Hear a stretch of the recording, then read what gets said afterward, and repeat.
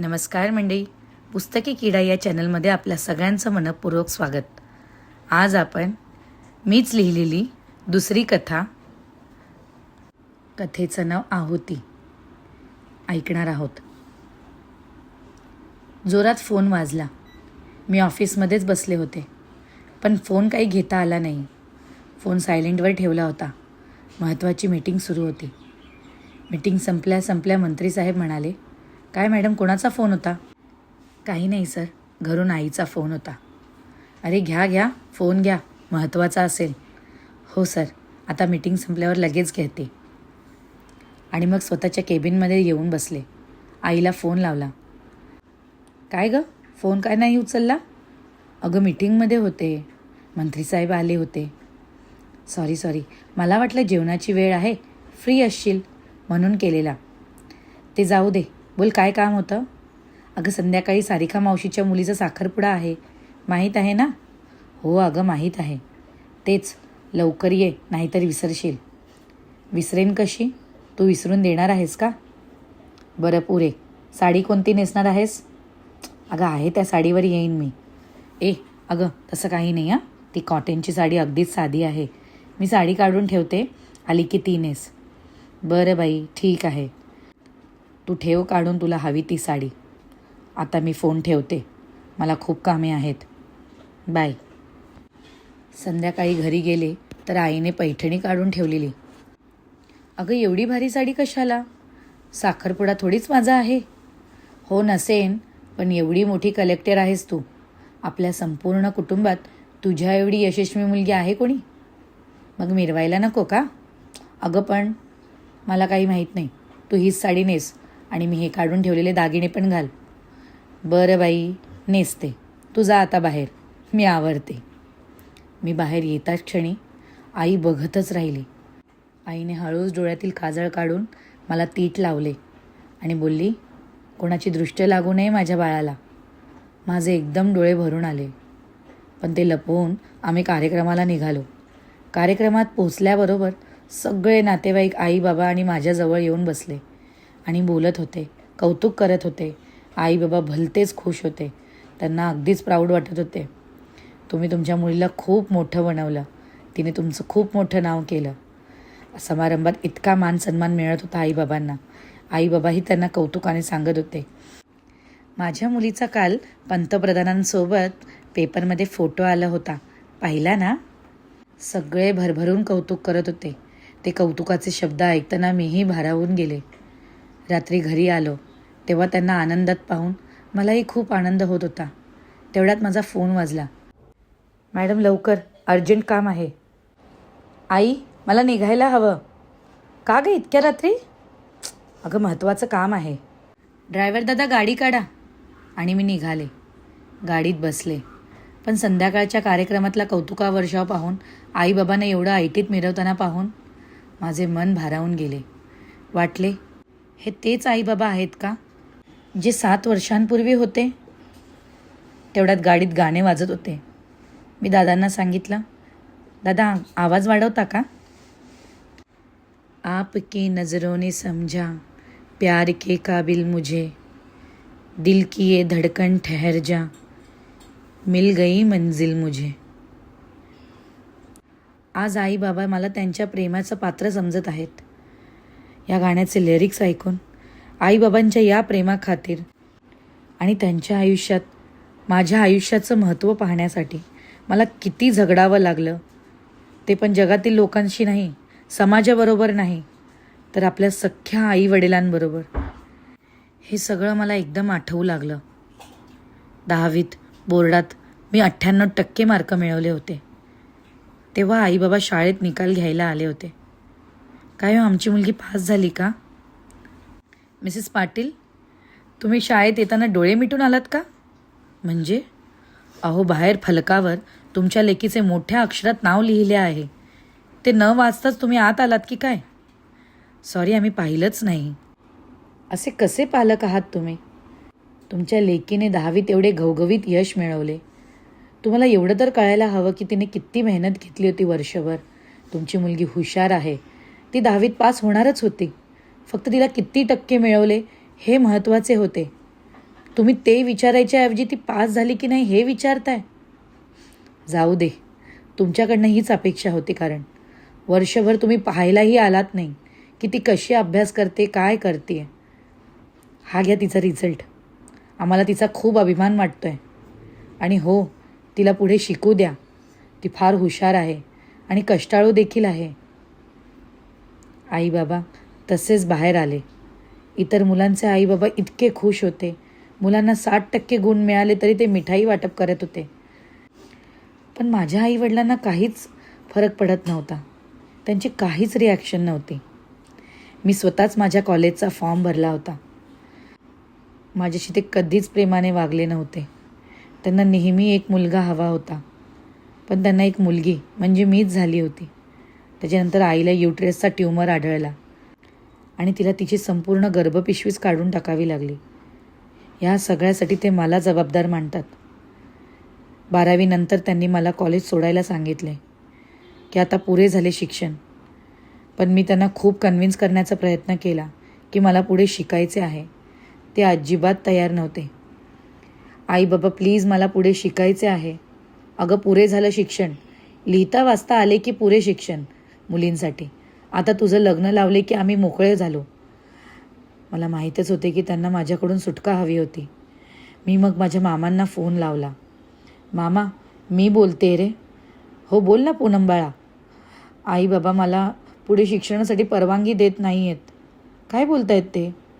की पुरे झालं शिक्षण, आता लवकरच लग्न लावायचं बोलतायत. काय लग्न? एवढ्या लवकर? मी सांगतो त्यांना, तू काळजी करू नकोस बेटा. थँक्यू मामा, थँक्यू सो मच. मामाने आईला फोन करून सगळं समजावले. आई संध्याकाळी माझ्या खोलीत आली. पूनम, हे तू काय बरोबर नाही केलंस. तू मामाला सांगायची काही गरज नव्हती. अगं आई, पण तू माझं अजिबातच ऐकत नव्हती. मी तुला किती समजवण्याचा प्रयत्न करत होते, म्हणून मला हा शेवटी पर्याय निवडावा लागला. आई ऐक ना, एक शेवटची वेळ माझी फीस भर. मी तुला पुन्हा कधी मागणार नाही. मी पार्ट टाईम नोकरी करेन वाटल्यास, पण मला पुढे शिक्षण करू दे. पूनम, विषय पैशांचा नाही आहे. पण मग काय आई? मी तुला आवडत नाही का गं? तसं नाही आहे पूनम. तू माझी एकुलती एक मुलगी आहे. मला तू आवडतेस. पण माहीत नाही, तुला जेव्हा पण पाहते तेव्हा आठवतं की मला अजून मुलं झाली असती. पण आई, अगं पण त्यात माझी काय चूक आहे?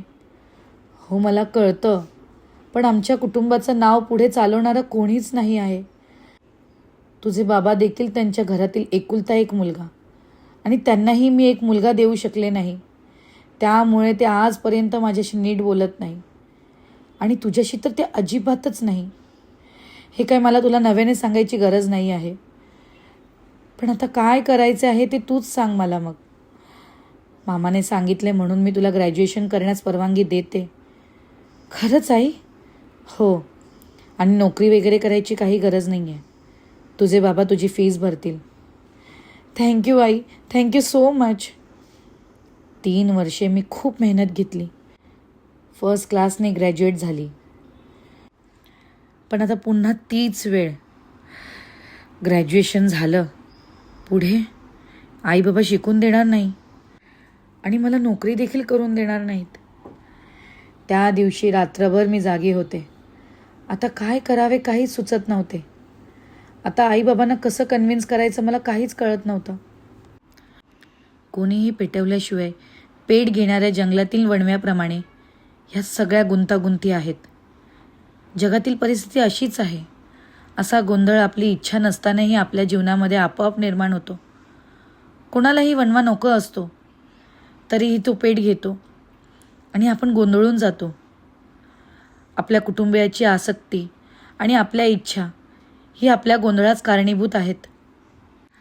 आणि या गोंधळातून कसं बाहेर निघावं तेच कळत नाही आहे. सकाळीच दार वाजले. तेव्हा पटकन दार उघडले तर समोर आई. आई, काय गं झालं? काही नाही, उद्या तुला एक मुलगा बघायला येणार आहे.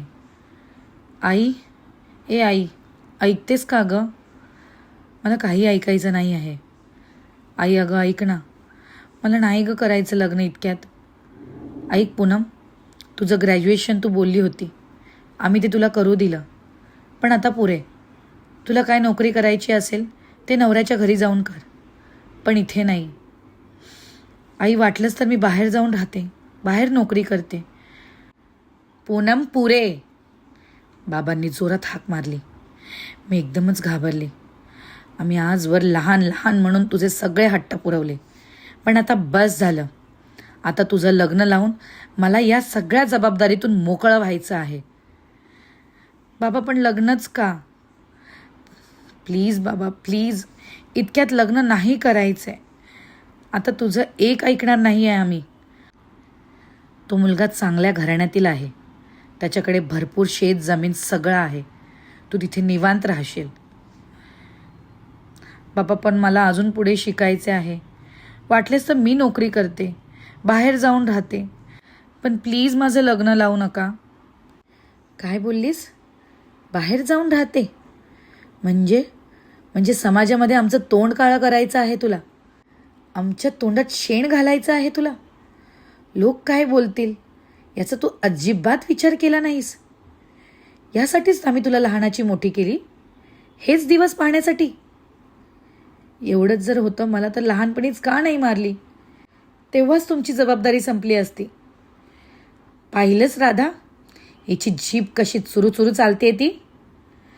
बाबा, लहान असल्यापासून तुम्ही नेहमीच माझा तिरस्कार करत आलात. तुम्ही कधीच प्रेमाने आपुलकीने माझ्याशी वागला नाहीत. आज मात्र मी तुम्हाला माझी जबाबदारी वाटते.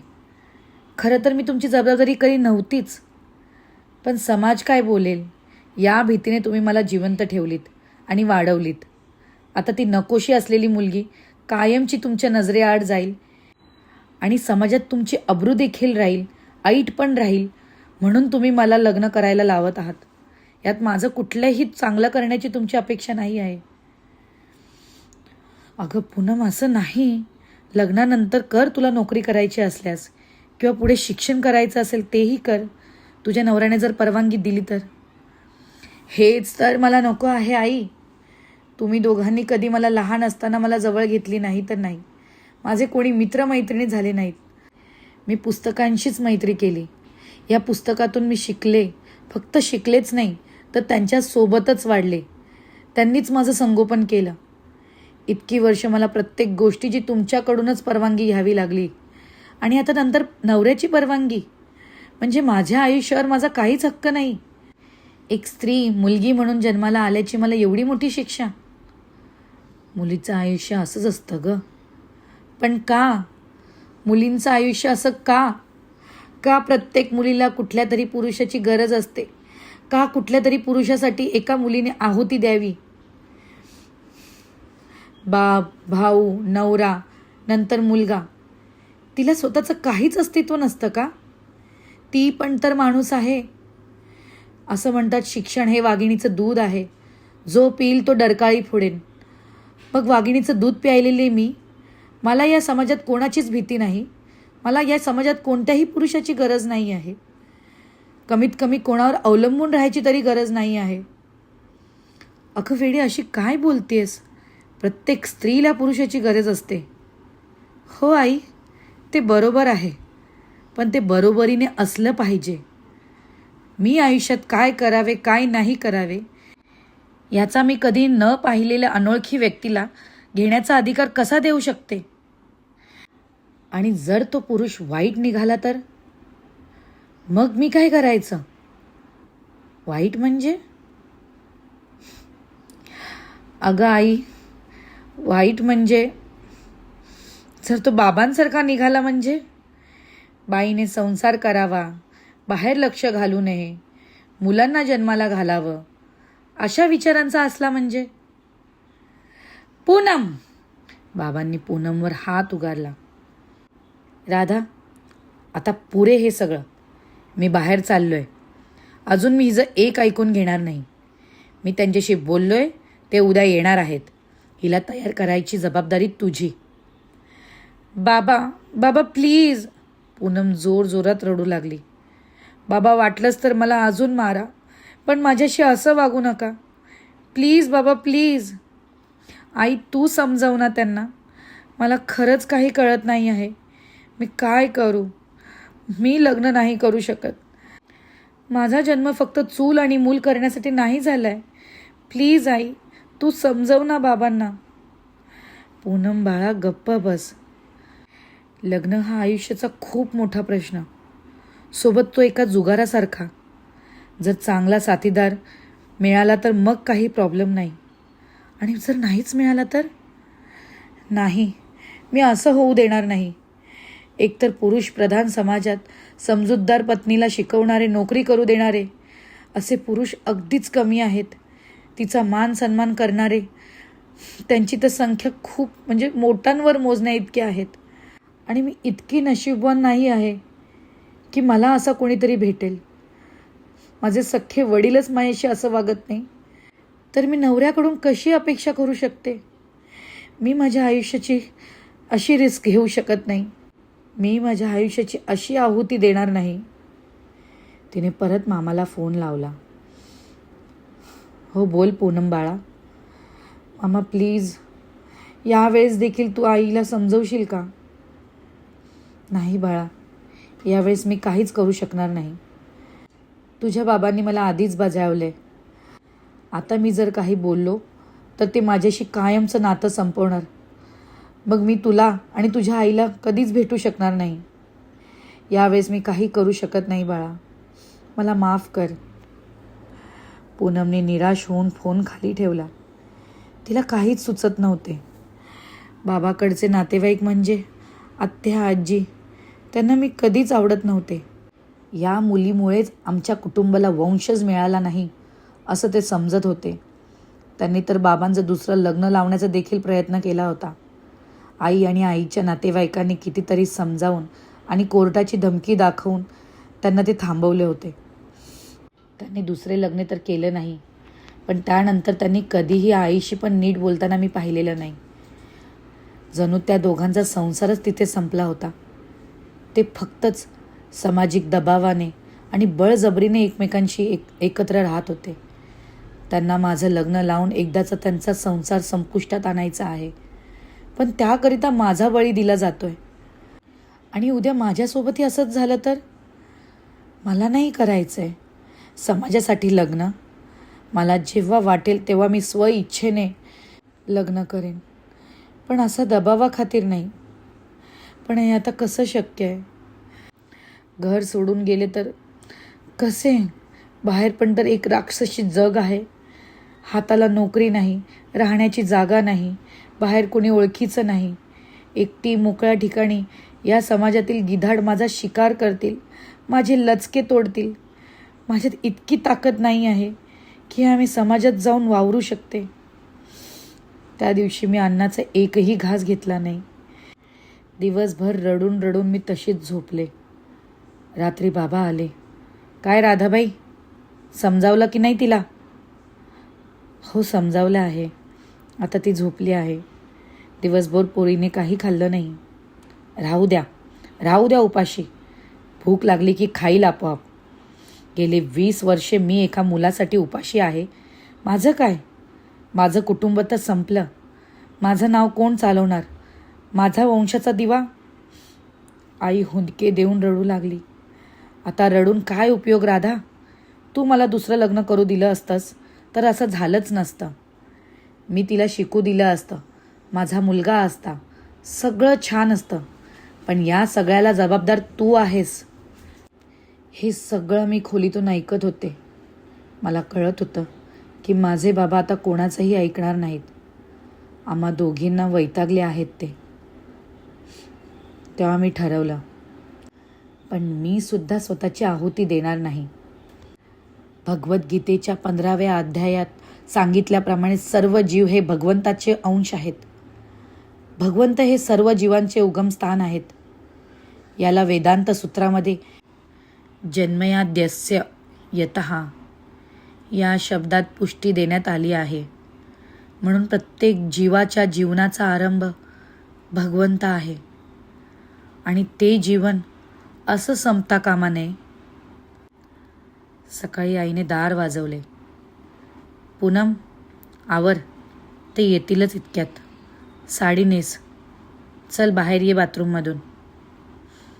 मग मी बाथरूममधून बाहेर आले आणि आई जोरात किंचाळली, पूनम, हे काय केलंस बाळा? बाबा, आत्या, आजी, मामा सगळे खोलीत आले आणि सगळे शांत झाले. मी माझ्या केसांची आहुती दिली होती. मी टक्कल केले होते. सगळ्यांनी डोक्याला हात लावले. हे काय केलंस पूनम? त्या मुलाला जर माझ्याशी लग्नच करायचं असेल तर तो मला असाच एक्सेप्ट करेल, नाहीतर जाईल. आता तुम्ही सगळेजण काहीच करू शकत नाही. सॉरी, मला माफ करा. कोणीच पुढे काहीही बोलले नाही. पुढे माझे केस वाढायला 2 वर्ष मला मिळाली. 2 वर्षात मी तशीच नोकरी धरली. सोबत UPSCची प्रिपरेशन केली, परीक्षा दिली आणि IAS ऑफिसर झाली. आमच्या संपूर्ण शहरात माझं कौतुक झालं. मी कलेक्टर झाले. कलेक्टरच्या बाजूला माझं संपूर्ण नावाची पाटी, मिस पूनम दिनेश पाटील, हे नाव वाचून बाबांना फारच अभिमान वाटत होता. ते जातील तिथे लोक त्यांना मान सन्मान देऊ लागले. तेव्हा त्यांनी एक दिवस मला जवळ घेतले आणि माझ्या डोक्यावरून हात फिरून बोलले, सॉरी पूनम बाळा, मला आज मुलगा जरी नसला तरी तूच माझ्या वंशाचा दिवा आहेस. मला तुझा फार अभिमान वाटतो. हे वाक्य ऐकण्यासाठी मी किती वर्षे आतुरतेने वाट पाहत होती. पण आज तो दिवस आला. तर मंडळी, कशी वाटली तुम्हाला ही छोटीशी कथा? आवडल्यास माझ्या चॅनलला लाईक करा, शेअर करा आणि सबस्क्राईब करायला विसरू नका. लवकरच एक सुंदर कथा येणार आहे. मी त्यावर काम करीत आहे. ही मी खूप आधी लिहिलेली कथा होती, तर ती आज मी म्हटलं शेअर करूया. जर तुम्हाला आवडली असेल तर प्लीज माझ्या चॅनलला लाईक करा, शेअर करा आणि सबस्क्राईब करायला विसरू नका. आणि हो मंडळी, बरेच लोक मला विचारत होते की तुम्ही आधीचे व्हिडिओज का डिलीट केले. तर मंडळी, मी तुम्हाला सांगू इच्छिते, वपूंच्या त्या कथेमुळे मला कॉपीराईट इश्यू येत होता, म्हणून मी ते सगळे डिलीट केले आहेत. मला माफ करा, पण आता त्याच्यावरती मी काहीही करू शकत नाही. तर मंडळी, तुम्हाला जर आवडत असतील तर माझ्या कथा प्लीज लाईक करा, शेअर करा आणि सबस्क्राईब करा. आणि हो, माझ्या या सगळ्या कथा वपूंच्याच कथेशी प्रेरित आहे. मी त्यांची खूप मोठी चाहती आहे ना, म्हणून धन्यवाद.